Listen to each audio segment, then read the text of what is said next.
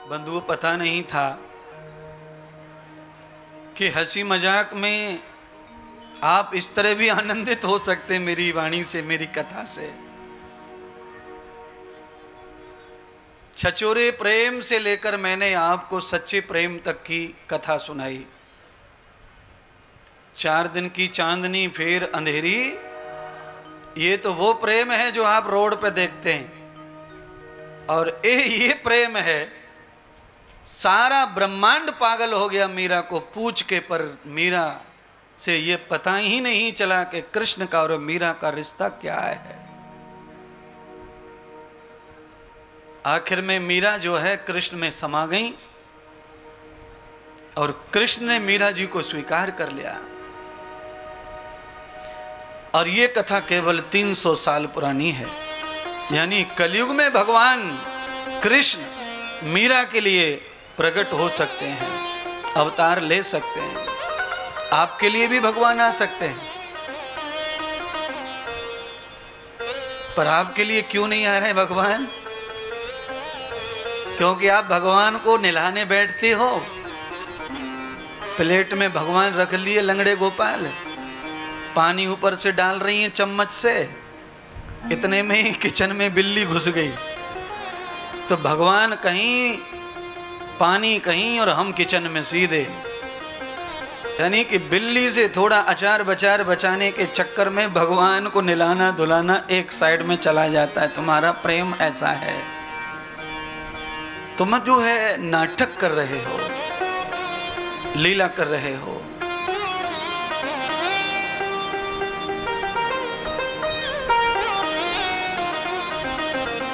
मीरा ने राज्य का त्याग किया। और ये दृष्टांत मैं क्यों सुना रहा हूं? क्योंकि समझ में जल्दी कथा आए। जैसे राणा जी का राज्य था बहुत बड़ा चित्तौड़, ऐसे ही मैत्रेय ऋषि का भी राज्य था। राजा थे मैत्रेय ऋषि, बहुत बड़े साम्राज्य के मालिक थे। सारा राज्य अपनी पत्नियों को सौंप दिया और ऑफर किया। मैत्रेय ऋषि ने कहा कि तुम्हारे पास में पर्याय है, अगर तुमको धन चाहिए तो धन ले सकती हो, और तुमको पति चाहिए तो पति ले सकती हो। पर पति आज के बाद तुमको केवल देखने को मिलेगा, भोगने को नहीं मिलेगा। मैं बैरागी हो गया, मैं तो शिष्य बन गया नारद का, और अब मैं सिर्फ और सिर्फ नारद के चरणों में ही अपना वास करूंगा, कथा श्रवण करूंगा। 2 पत्नियों में से एक पत्नी बहुत विद्वान थी, जिनका नाम है गार्गी माता, जिनका नाम सब सुनते हैं, समझते हैं। यानी उस समय सबसे पढ़ी लिखी महिला थी उस समय की गार्गी माता। उन्होंने ये निश्चय कर लिया कि ये धन वैभव 40-30 साल भोगना है, उसके बाद तू कर्मों का फल भोगना पड़ेगा, कर्मों का हिसाब देना पड़ेगा भगवान को। और हम तो पति के लिए विवाह कर आए, हम धन दौलत के लिए विवाह कर नहीं आए। गार्गी ने पति को चुना, छोटी पत्नी ने संपत्ति को चुना। गार्गी और मैत्रेय ऋषि दोनों निकल गए और श्री नारद जी के पास पहुंचे, प्रणाम किया और शिष्य बनने के लिए प्रार्थना की। नारद जी ने दोनों को शिष्य बनाकर जंगल में ही कुशाम के आसन पर बिठाकर भगवान श्री कृष्ण की मनोहर भागवत कथा का श्रवण कराया। नारद जी ने कहा, बोलो भगवान को मैं तुम्हें कैसा सुनाऊं? 2 प्रकार का भगवान सुनाया जा सकता है, एक किताब में लिखा हुआ और एक जीवन में अनुभव किया हुआ। 2 प्रकार की कथा होती है राधे श्याम, कौन सी सुनोगे? जगवीती के अपवीती।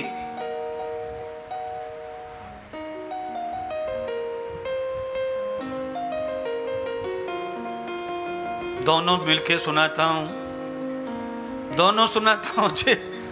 जिसमें से तुम्हें लगे कि इससे मेरा उद्धार हो जाएगा, पल्ली पार पहुंच जाऊंगा, वही पकड़ लेना, तो मुझसे ही पार लग जाना। मधमेधा मधुर मूलम मधुरामृतो मधुरवाधितां मधुरो मधुरामृतो सर्वं माधवं मधुरो तथा यावतो लक्षणं ब्रूयतां वाक्यौ एव जनार्दन प्रपन्नं भागवतं कर्म एवं मैत्री युक्त था। ये मैत्री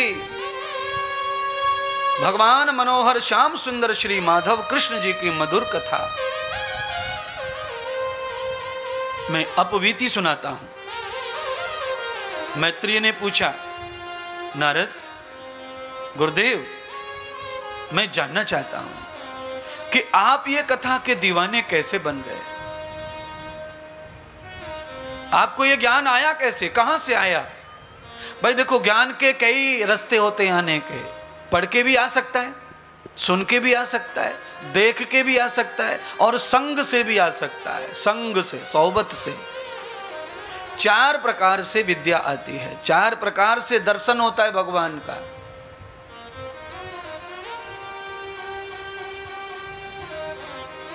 नारद जी ने कहा, मेरे पढ़ने से भगवान का ज्ञान नहीं आया मुझे। तो कैसे आया? मैंने तो कथा सुनी भगवान की। तो कहा, आपने क्यों कथा सुनी? तो नारद जी ने अपवीति कथा मैत्री ऋषि को सुनाई। मेरे पिता ब्रह्मा, यानी मेरे पितर अशांत हो गए थे, चिंतित और कष्ट में थे। मैंने उन्हें प्रसन्न करने का बीड़ा उठाया, वृंदावन गया। प्रसन्न करने वाली परम भक्ति बीमार पड़ी थी, उसके पुत्र दोनों बीमार हो गए थे।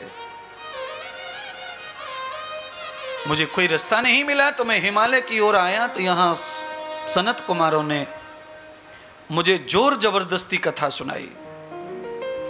जब मैंने कथा सुनी तो मेरा मन चित्त कथा में लगता गया, लगता गया, लगता गया, और मैंने देखा कि कथा पूरी होते होते मेरे पितर शांत हो गए, मेरे पिता प्रसन्न हो गए। भक्ति नाचने लगी कथा में, ज्ञान और वैराग्य चेतन हो गए। तब मैंने शपथ ली कि अब मैं निरंतर ज्ञान को प्रसन्न, वैराग्य को प्रसन्न, भक्ति को प्रसन्न, पितरों को प्रसन्न, माता पिता को प्रसन्न करने वाली कथा ही संसार में सबको सुनाऊंगा, जिससे सबका निश्चित उद्धार हो। श्री राधे। बंधुओं, मेरा आपसे अनुरोध है कि आप अपना टाइम बकवास में मत खर्च करो। आप लबादो न लादो न प्रवर्धिते। आप जो आपस में बात करते हैं और बातों में घंटों खत्म कर देते हैं, वो समय फिर कभी भी लौट के आने वाला नहीं है। वो गया, वो नहीं लौटेगा। और संसार में सबसे महंगा समय है। आप पूछेंगे कैसे? समय क्या महंगा है? समय को तो हम यूं ही काट रहे हैं फालतू में। समय महंगा इतना है भाई साहब, आपके पास में एयरपोर्ट पर टिकट हो और आपका एयर बस जो है लैंड हो गई हो, आपको बैठना है उसमें, बंबई जाना है, आप गए उससे पहले ठीक 5 मिनट पहले उड़ गया हवाई जहाज, तब समय की कीमत समझ में आएगी कि समय की कीमत क्या है। अन्यथा समय की कीमत समझ में आने वाली नहीं है महाराज। समय अनमोल है, जीवन अनमोल है, पर समय और जीवन दोनों को ही साथ हम बुरी तरह खिलवाड़ कर रहे हैं।